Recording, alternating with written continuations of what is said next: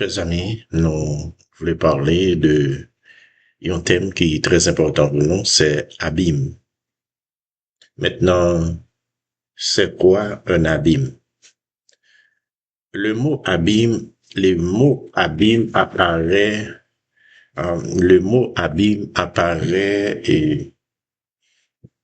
environ une, une centaine de fois dans la Bible. Et la Bible fait mention de abîme environ une centaine de fois. Il désignait un lieu particulier ou bien une situation, un état. Pour le savoir, nous allons analyser les différents versets où apparaît le mot abîme, ainsi que les mots hébreux et grecs à partir desquels il a été traduit.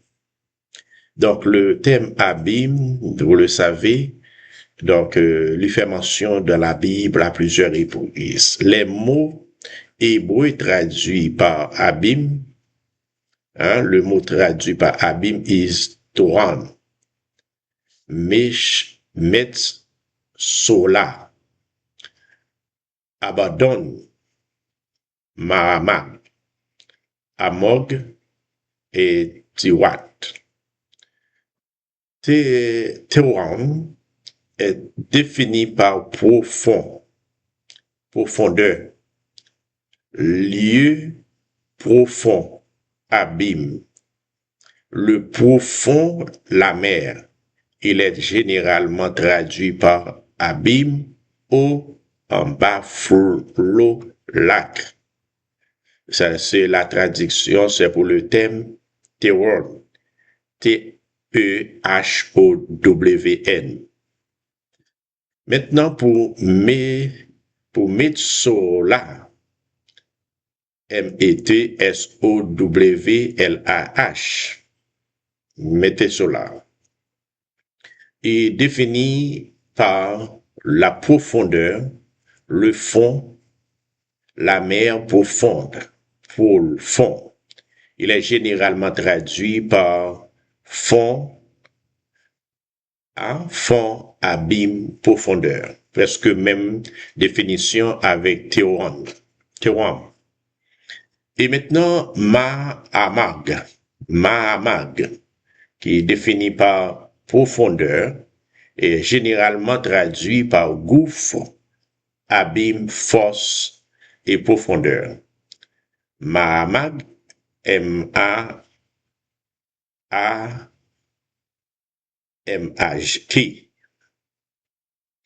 Abaddon.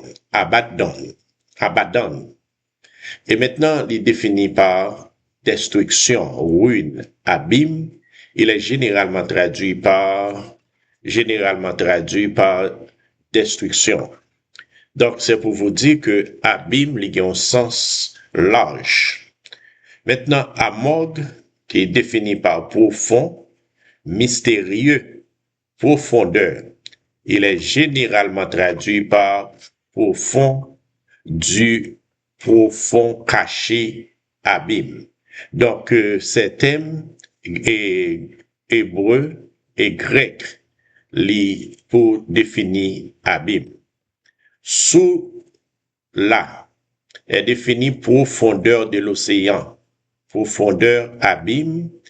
Il est retrouvé que un seul verset dans Ésaïe 44, verset 27, qui traduit par abîme. Donc, ces thèmes, que pour bien définir abîme, donc, nous donne la dimension de toujours gagner une connexion en ce qui concerne profondeur, thème profondeur. Maintenant, l'ensemble des 6 mots hébreux utilisés équivoque les profondeurs, le fond de la mer profonde, la mer, le gouffre, la fosse profonde, est ce qui est caché. C'est-à-dire que dans la Bible, il y a quelque chose caché qu'on ne verra. L'abîme est dans les versets de la Bible hébraïque. On trouve le thème abîme, un thème dans la Bible hébraïque. Et voici quelques versets de l'Ancien Testament qui illustrent avec exhaustive, qui illustre exhaustive. Par exemple, le prophète Jonas, en particulier, utilise un langage qui décrit parfaitement la profondeur de l'abîme. Donc, lorsque Jonas fut jeté dans la mer, un grand poisson venait l'avaler. Maintenant, c'est dans le profondeur, c'est le thème hébraïque qui fait pension à l'abîme. Dans Jonas chapitre 2, verset 4 à 7, nous dit: tu m'as jeté dans l'abîme. C'est le thème Metsola, dans les profondeurs de la mer, et les courants m'ont environné. Toutes tes vagues et tous tes flots sont passés sur moi. Je disais, je suis chassé loin de ton regard, mais je verrai encore ton Saint-Temple. L'eau m'a couvert jusqu'à m'enlever la vie, l'abîme, Théron, l'abîme, Théron, et m'a enveloppé, les algues s'enroulaient autour de ma tête. Je suis devenu jusqu'aux racines des montagnes. Les verrous de la terre m'enfermaient pour toujours, mais tu m'as fait remonter vivant du gouffre éternel, mon Dieu. C'était la prière de Jonas. Jonas qui fut jeté au fond de l'abîme. Maintenant, c'est thème pour définir l'abîme. Des expressions remarquables sont liées à l'abîme. Les profondeurs de la mer, les algues, s'enroulent autour de ma tête, loin de ton regard, jusqu'aux racines des montagnes, les verrous de la terre, le gouffre. Jonas a cru alors y perdre la vie. Donc, c'est dans le cas de Jonas. Donc, maintenant, en ce qui concerne Pharaon, le Pharaon et son armée ont été engloutis dans la mer Rouge, tandis que les Israélites marchaient au milieu de la mer asséchée. Donc, l'histoire des enfants d'Israël qui traversaient la mer Rouge, la mer à pied sec. Maintenant, dans Psaume 109, verset 9, il menaça la mer Rouge et elle se dessécha, et il les fit marcher à travers les abîmes, Théron, comme dans un désert. Donc le pouvoir de notre Dieu s'est manifesté. L'abîme obéissait à notre Dieu. Le fond de l'océan obéissait. Et l'eau entendait la voix de Dieu quand il parlait. Dans Néhémie 9, verset 11, Néhémie chapitre 9, Néhémie 9, verset 11 nous dit: tu fendis la mer devant eux, et ils passaient à sec au milieu de la mer. Ils passaient à sec au milieu de la mer, mais tu précipitas dans l'abîme. C'est Metsola, comme une pierre au fond des eaux, ceux qui marchaient à leur poursuite. Maintenant, c'est la manifestation de la grandeur de Dieu que Néhémie faisait mentionner là. Mentionner que l'Éternel, c'est qu'il a fait pour ses enfants. Dans Exode 15, verset 5, les flots, Théron, les ont couverts, ils sont descendus au fond, c'est-à-dire Metsola, des eaux comme une pierre. Ils sont descendus au fond. Fond, maintenant qu'ils sont au fond de l'abîme, c'est Metsola, des eaux comme une pierre. Donc, voyons, dans Ésaïe 51, verset 10, nous dit: N'est-ce pas toi qui mis à sec la mer, les eaux du grand abîme, Téhon, qui fraya dans les profondeurs, Mahamag, de la mer, un chemin pour le passage des rachetés. Donc l'Éternel faisait, Ésaïe mentionnait que l'abîme, le grand abîme comme étant Théon, l'Éternel faisait passer ses enfants. Il fraya un chemin à travers les profondeurs qui est Mahamag, de la mer, un chemin pour le passage des rachetés.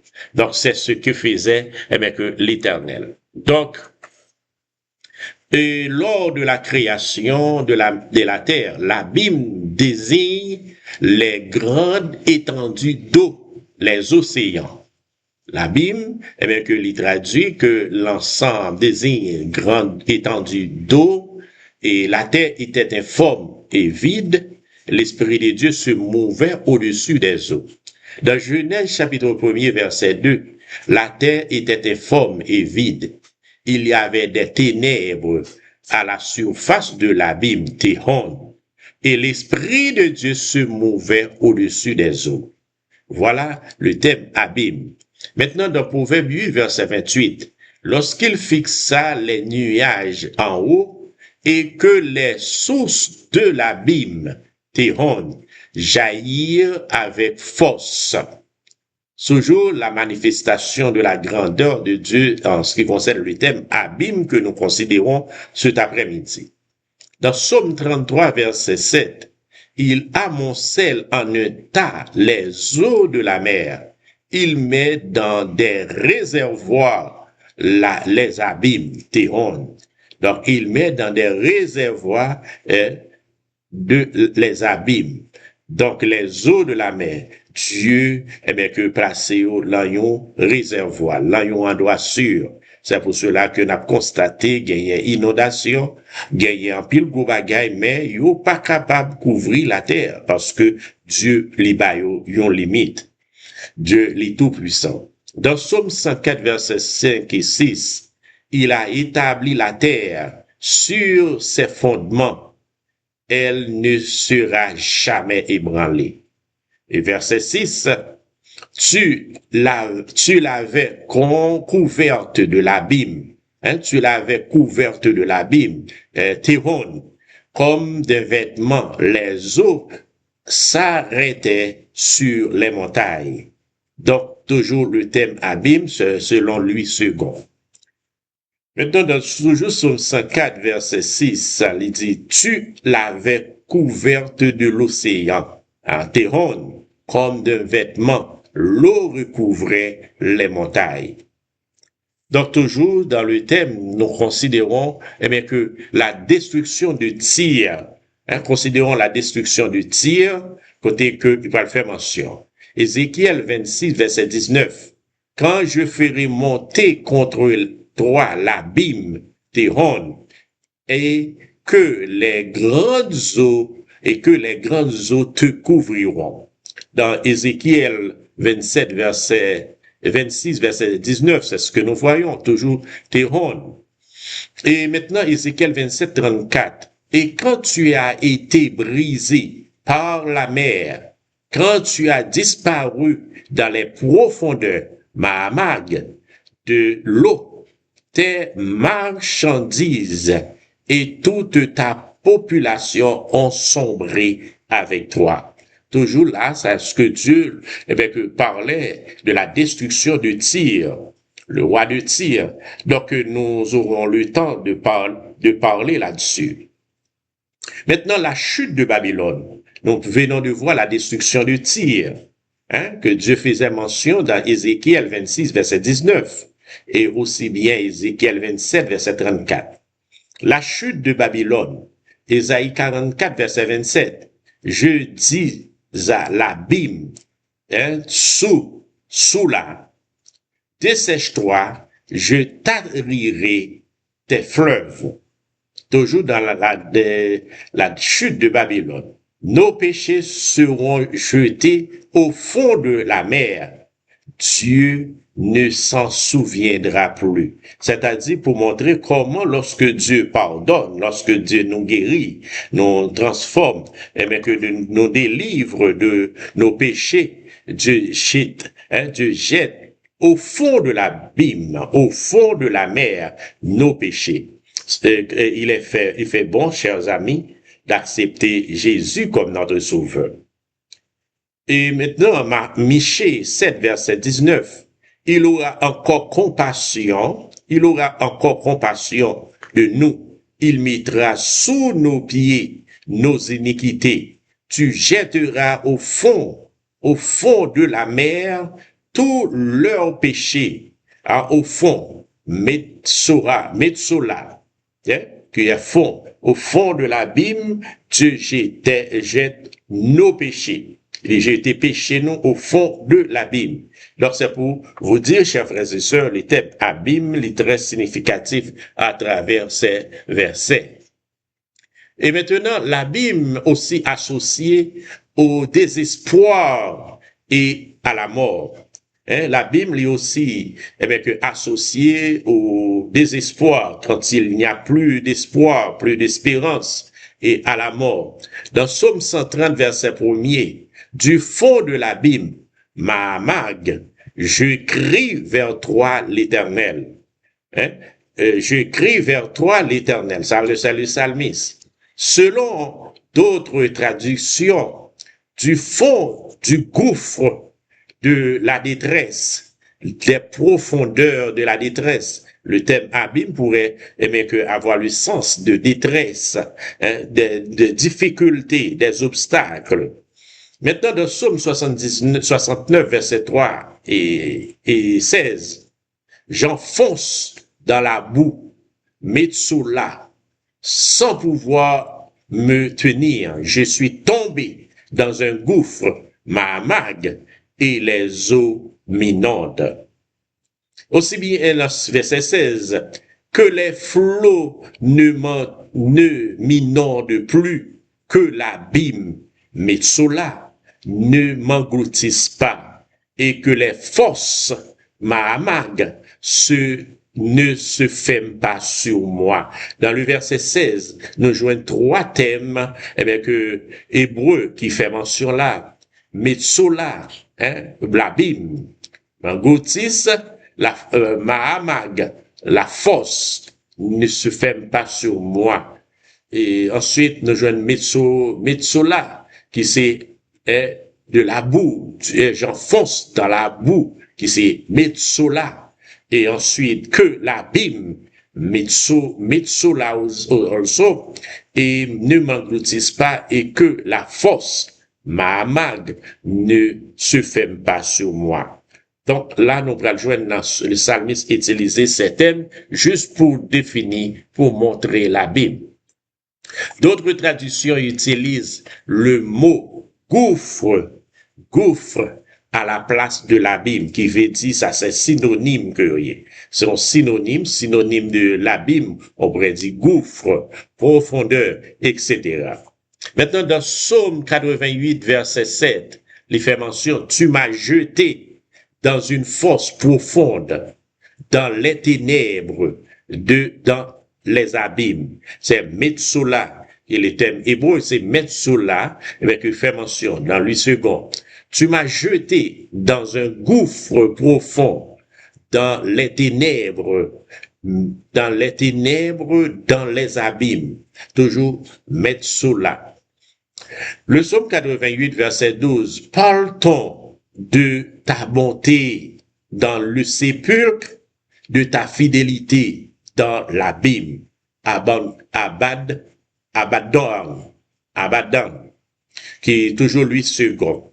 Dans Job 26, verset 6, devant lui le séjour des morts est nu, l'abîme, Abaddon, n'a point de voile. Dans Proverbe 27, verset 20, le séjour des morts et l'abîme, Abaddon, sont insatiables. De même, les yeux de l'homme ne sont jamais rassasiés. La Bible du semeur. Donc, Job 12, verset 22, c'est lui qui révèle les profondeurs à Morgue, à Morgue, des ténèbres, qui expose l'ombre de la mort à la lumière. Toujours avec un thème pour montrer un sens d'abîme. Le mot abîme, dans Psaume 64, verset 7, il combine des crimes. Nous sommes prêts. Le plan est au point. Et la pensée intime, le cœur de chacun est un abîme. Le cœur de chacun est un abîme. Amorgue. Donc, ça c'est le Psaume 67. Il combine des crimes, la violence, pour faire mention de la violence. Nous sommes prêts. Le plan est au point. La pensée intime, le cœur, mais que de chacun est un abîme. Le sens amorgue. Le mot abîme traduit à partir des mots hébreux, théron, mais cela que nous déjà fait mention. Les désigner les profondeurs, encore le profond de la mer, les océans, la mer profonde, la mer, les ténèbres, le gouffre, la fosse profonde. Il évoque au sens figuré la détresse, le désespoir, la mort, le sépulcre, le séjour, au séjour des morts, ou l'oubli, la disparition, ce qui est caché. Et ensuite, nous allons constater que les mots abîme, les mots grecs traduits par abîme, mot grec qui est traduit par abîme, abîme se traduit au grec abyssos, abyssos, et plus rarement à partir de kasma, butos et tatou.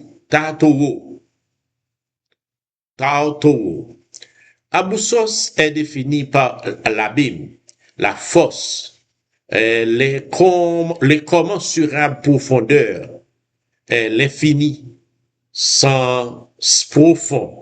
Il est généralement traduit par abîme dans 9 versets de la Bible.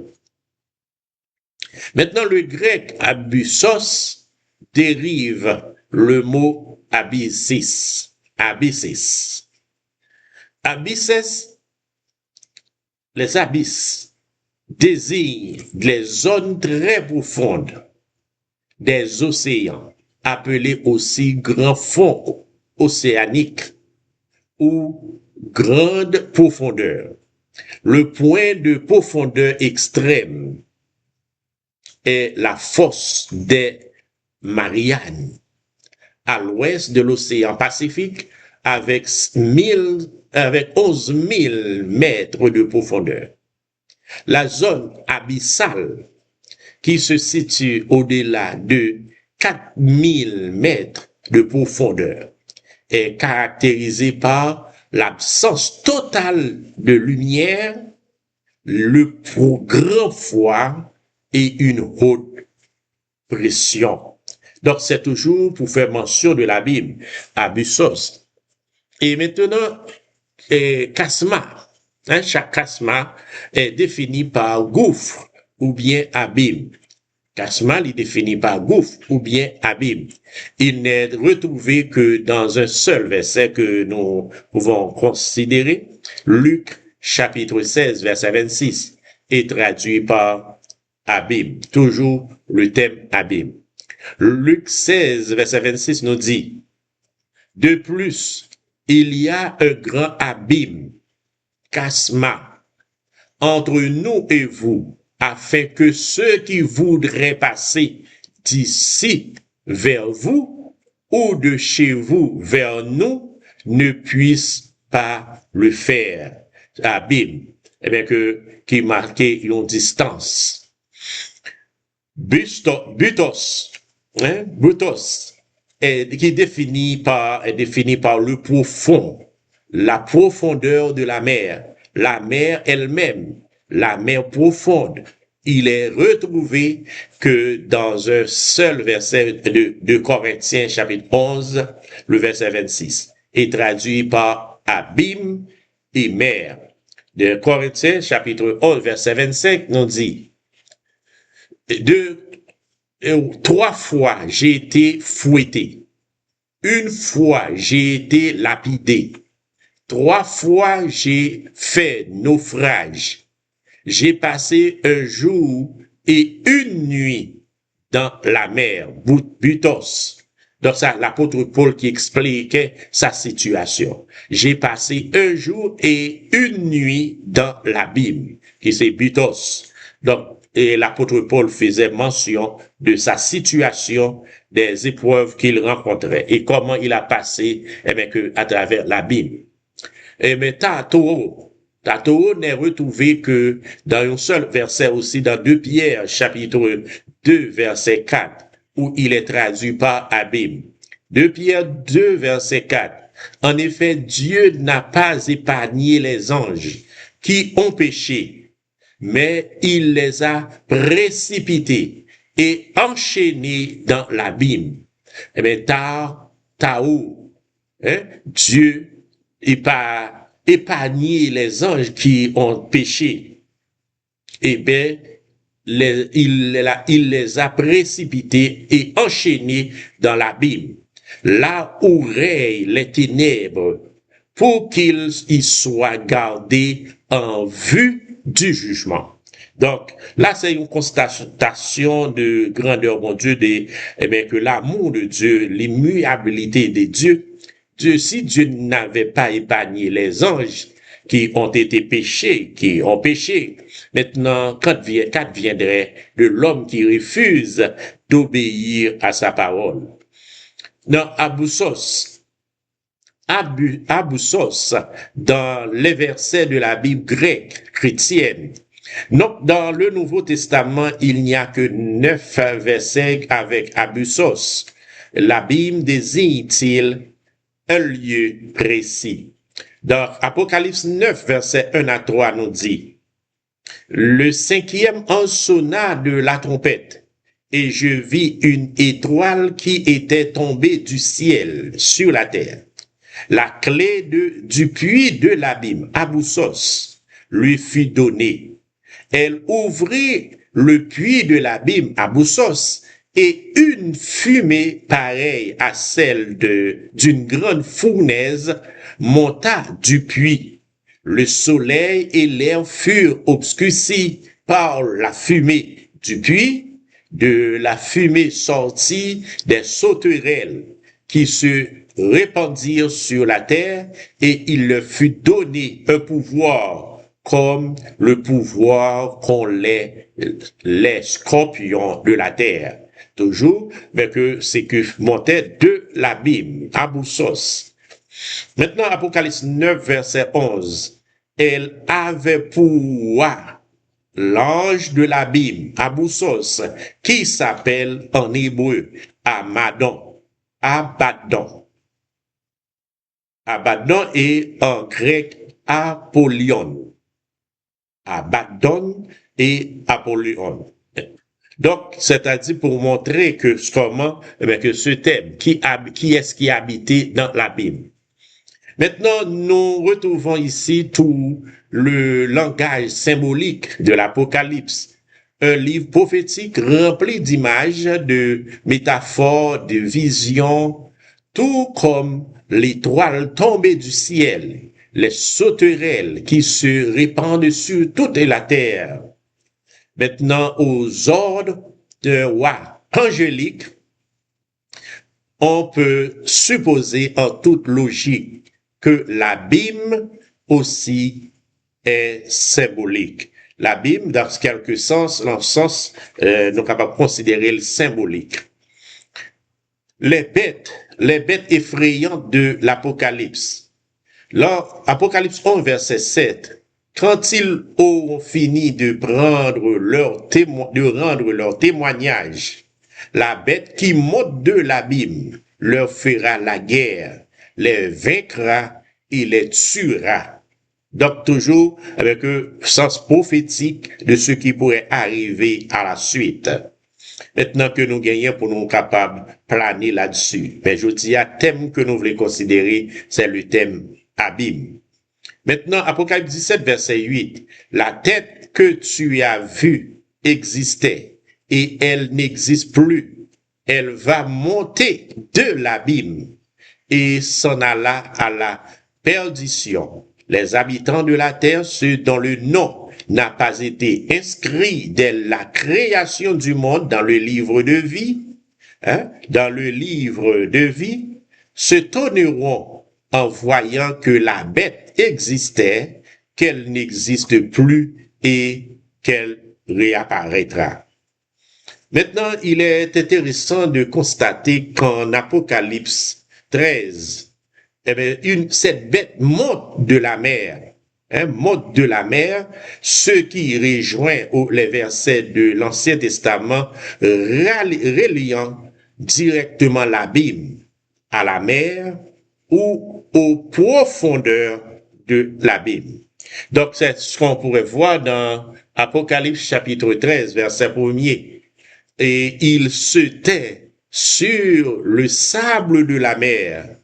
Puis je vis monter de la mer une bête qui avait 10 cornes et 7 têtes, et sur ses cornes 10 diadèmes, et sur ses têtes des noms de blasphème. Donc, qui va faire mention que nous allons trouver lorsque nous continuons à lire. Nous allons voir qui est-ce qui est considéré comme ça. La tête. Maintenant, la bête que nous voyons, eh bien, que la bête a cette tête et 10 cornes qui n'est pas une vraie bête pour personnifier une organisation politique internationale qui s'est constituée sur la terre en recevant le soutien de toutes les nations. Donc, nous gagnons pour nous étudier en profondeur. Apocalypse 13, verset 3, 7, 8, Apocalypse 17, verset 12, 13, qui parle nous de la bête, et bien que de une femme. Maintenant, elle est l'aboutissement de l'expérience politique de 6000 ans d'histoire humaine. Elle ne provient pas d'un lieu particulier appelé abîme. Ici, le mot abîme indique un état et non un lieu. Le thème abîme ici, il fait mention là, il est présenté comme un état, une situation, mais que un environnement, non pas comme un lieu. Maintenant, la bête qui monte de l'abîme vient des grandes profondeurs défendues, dépourvues de lumière, que divine et spirituelle. Cet abîme représentait que la population, que les peuples dont cette organisation remonte. Les vrais chrétiens devront refuser de se soumettre à cette bête liée à l'obscurité spirituelle et opposée à Dieu. C'est-à-dire cet abîme, c'est les ténèbres, l'obscurité, absence de la vérité, absence de la parole de Dieu, de la connaissance de Dieu, absence du bon sens. Donc cet abîme, c'est le lieu que montre la bête. Maintenant, qu'en est-il de Satan et ses démons? Tartou n'est retrouvé que dans un seul verset de 2 Pierre 2, verset 4, où il est traduit par abîme. 2 Pierre, verset 4. En effet, Dieu n'a pas épargné les anges qui ont péché, mais il les a précipités et enchaînés dans l'abîme. Tao, là où règnent les ténèbres, Zophos, pour qu'il y soit gardé en vue du jugement. L'apôtre Pierre parle ici des anges qui ont péché et qui sont maintenant emprisonnés dans les ténèbres. Les anges qui sont emprisonnés dans les ténèbres. il explique un peu plus loin que c'est à l'époque de Noé que ces anges se sont montrés rebelles, davantage conformément au récit de Genèse 6, versets 1 à 4, qui révèle que les fils du vrai Dieu, les anges, on désire les femmes, etc. Ils ont décidé d'avoir des relations sexuelles avec elles. Cette union contre nature a donné naissance à des géants, des néphilim, qui ont inspiré bien des légendes. Donc là, nous allons comprendre, nous gagnons pour nous parler là-dessus, maintenant de profondeur, en ce qui concerne les fils de Dieu voyaient que les filles des hommes étaient belles. Donc ça, c'est une histoire vraiment, c'est un sujet de recherche approfondi en ce qui concerne. Mais la Bible, que nous lueur que nous sommes capables d'élargir, et maintenant, afin que nous capables trouver, que la réponse nécessaire. Genèse 6, verset 2. Les fils de Dieu virent que les filles des hommes étaient belles et ils en prirent pour femmes parmi toutes celles qu'ils choisirent. Dans 1 Pierre 3, versets 19 et 20, aux esprits en prison, ceux-là, même qui avaient été rebelles autrefois, lorsque la patience de Dieu se prolongeait à l'époque des Noé pendant la construction de l'arche. Maintenant, Zophos, parlons ici de Zophos, désigne l'obscurité, la noirceur. Il est traduit par ténèbres ou obscurité. Dans Jude 1er, verset 6, quant aux anges qui n'ont pas conservé leur rang, mais ont abandonné leur demeure propre, il les a enchaînés éternellement dans les ténèbres. Zophos, pour le jugement du grand jour. Chers amis, chers auditeurs, il y a un jour de jugement qui est réservé. Eh bien, jugement ça, il réserve pour les anges rebelles et les démons, pour Satan et ses démons, mais pas pour les hommes. Mais puisque les hommes choisissent de marcher en obéissant à ces démons, à ces anges déchus, et refusaient d'obéir à Dieu, mais les hommes auront à subir le même sort. Et maintenant, nous capable de constater comment que le thème abîme les fait mention et comment que nous-mêmes nous capables de considérer. Dans Éphésiens et maintenant pas ailleurs, nous savons que ces anges appelés démons ont exercé et exercent toujours leur influence sur les humains. Ils communiquent même régulièrement avec eux. C'est ce qu'on appelle spiritisme. Spiritisme, il est contre la volonté de Dieu. Donc, il y a des gens qui s'attachent à le spiritisme. C'est pourquoi l'apôtre Paul nous met en garde contre les forces spirituelles méchantes. D'après Éphésiens 6, verset 11. Eh bien, nous devrions nous révertir de toutes les âmes de Dieu afin de pouvoir tenir ferme contre les manœuvres du diable. En effet, ce n'est pas contre l'homme que nous avons à lutter. Ce n'est pas contre les hommes que nous avons à lutter, mais contre les démons, contre les esprits méchants, contre les principalités, mais contre les puissances, contre les autorités, contre les souverains de ce monde de ténèbres, contre les esprits méchants dans les lieux célestes. C'est contre eux que nous avons à lutter. C'est pour cela nous devrions avoir des âmes spirituelles pour lutter contre ces esprits. Maintenant, d'ailleurs, Jésus aura bientôt à lutter contre Satan. Et ses anges, juste après son mariage symbolique avec Nouvelle Jérusalem, Jérusalem céleste, qui aura lieu après la destruction de la grande Babylone, de la Babylone la grande. Apocalypse chapitre 12, versets 7 à 9 faisait mention de cela. Donc, chers amis, maintenant, qu'en est-il, qu'en est-il du règne millénaire? Durant le millénaire, mais que Abou-Sos, Apocalypse 20, verset 1 à 3, 1 et 3. Puis je vis un ange descendre du ciel. Il tenait à la main la clé de l'abîme, qui c'est Abou-Sos, et une grande chaîne.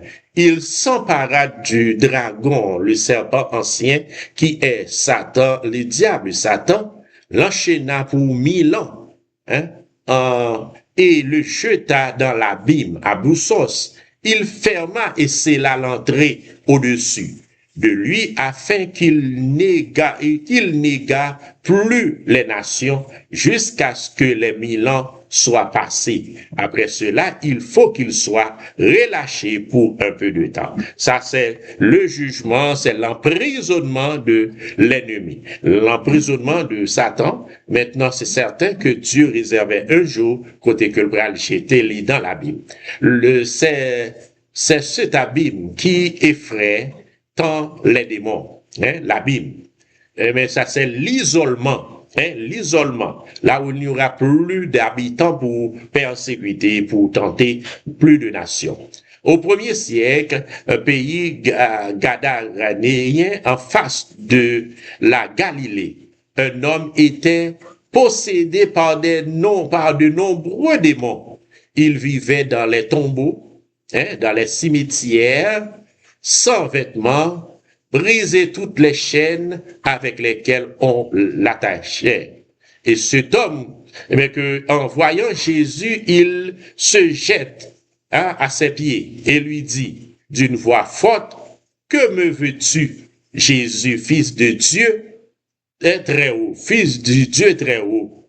Je t'en supplie, ne me tourmente pas. » Jésus lui demande, « Quel est ton nom? » Il répond, « Légion. » Répondit-il, car de nombreux démons étaient entrés en cet homme.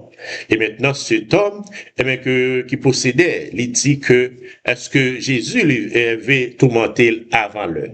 Le fait qu'il existe de nombreux possédés indique que les démons n'étaient pas emprisonnés dans un lieu particulier appelé abîme, mais qu'ils vivaient bien parmi les humains, allant parfois jusqu'à prendre possession de leur corps. Il y a des humains que les démons prennent possession d'eux. Il y a des hommes et des femmes qui sont sous la dominance du démon. C'est pour cela que les chrétiens, les hommes qui ont choisi Dieu, ont choisi Jésus, mais doivent prendre cela au sérieux. Jésus est notre boussole, Jésus est notre maître, et c'est lui qui a le contrôle.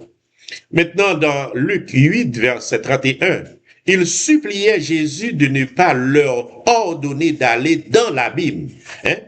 Cet homme-là, ce démon, suppliait Jésus de ne pas le chasser dans l'abîme, à Boussos.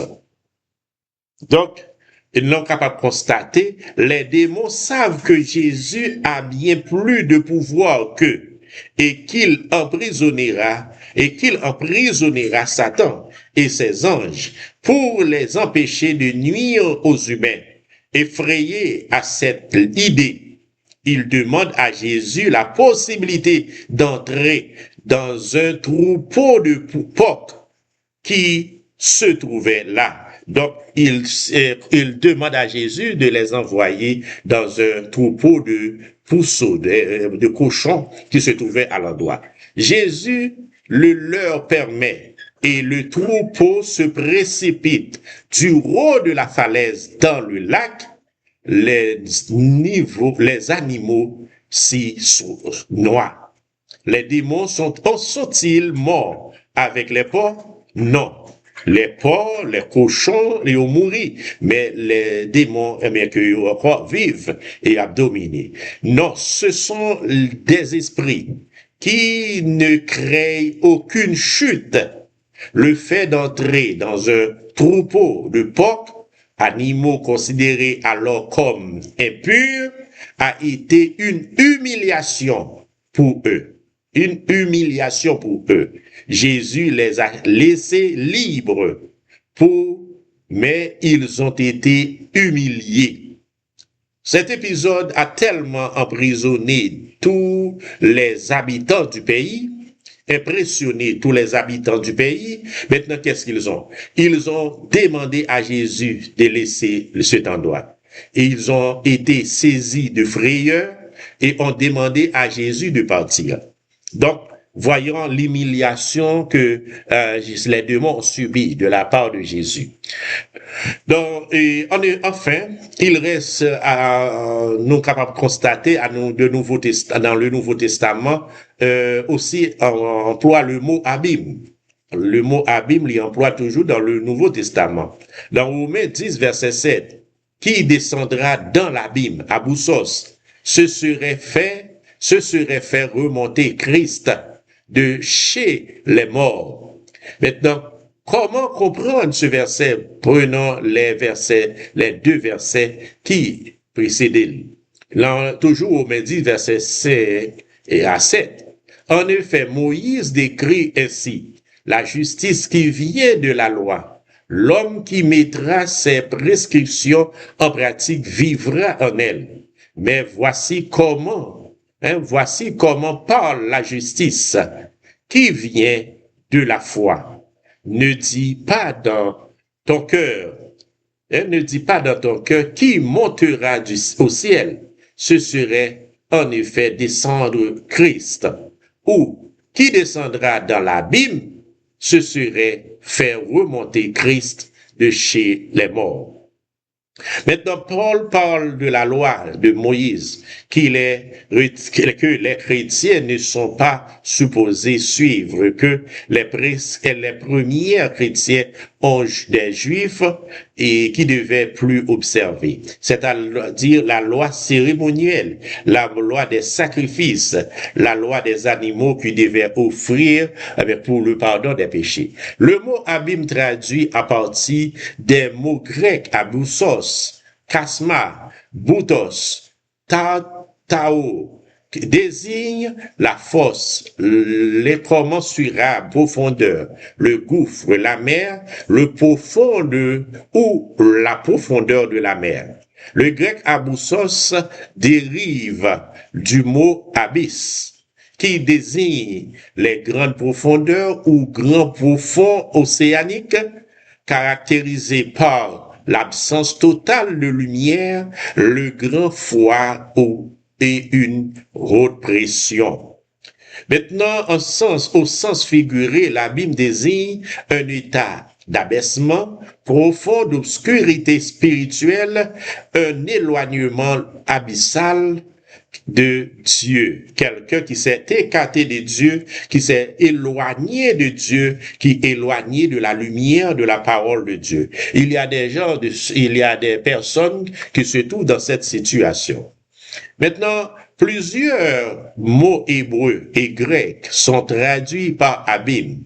Ces mots évoquent l'incommensurable profondeur, le profond de la mer, les eaux profondes, le gouffre, la fosse profonde, la mer, l'océan, les ténèbres, l'obscurité. Donc, aujourd'hui, peut-on dire que le monde se trouve au bord de l'abîme? Parce que la majorité rejette la lumière de la parole de Dieu. Les gens vivent dans les ténèbres. Ils ne voudraient pas marcher, mais selon la lumière. Maintenant, au sens figuré, l'abîme désigne la détresse, le désespoir, la mort, l'oubli, la disparition, ce qui est caché, mais aussi un état d'abaissement profond, d'obscurité spirituelle et un éloignement abyssal de Dieu. Maintenant, ces différents thèmes ne désignent pas un lieu précis où seraient emprisonnés les démons, ou un ange déchu. Ceux-ci sont libres de leur déplacement et influenceront les humains jusqu'à l'intervention des armées célestes sur la terre, jusqu'à ce que Jésus les capable de retourner pour rendre à ces esprits leur bien, que conséquence, bien, bayo, ça que vérité. Donc, chers frères et sœurs, c'est ce thème que nous devons considérer après-midi. Le thème abîme, c'est pas voulu dire que c'est toujours le fond de la mer, mais c'est parfois une image, un état, une situation que vous êtes capable de trouver. Maintenant, lorsque les hommes sont éloignés de Dieu, ils vivent totalement dans l'obscurité sous forme d'abîme. Donc, par conséquent, réfléchissez, est-ce que vous vous trouvez au bord de l'abîme? Est-ce que le monde d'aujourd'hui se trouve au bord de l'abîme? Réfléchissez. Et si vous avez une question, mais que n'hésitez pas de nous contacter et nous capables ensemble de trouver une réponse à travers la parole de Dieu. Que Dieu vous bénisse. Eh bien, c'était le serviteur du Dieu vivant, Objet Mercier, qui veut vous aider et vous orienter sur le chemin de la vie éternelle. Que le Seigneur vous bénisse. À la prochaine. Merci.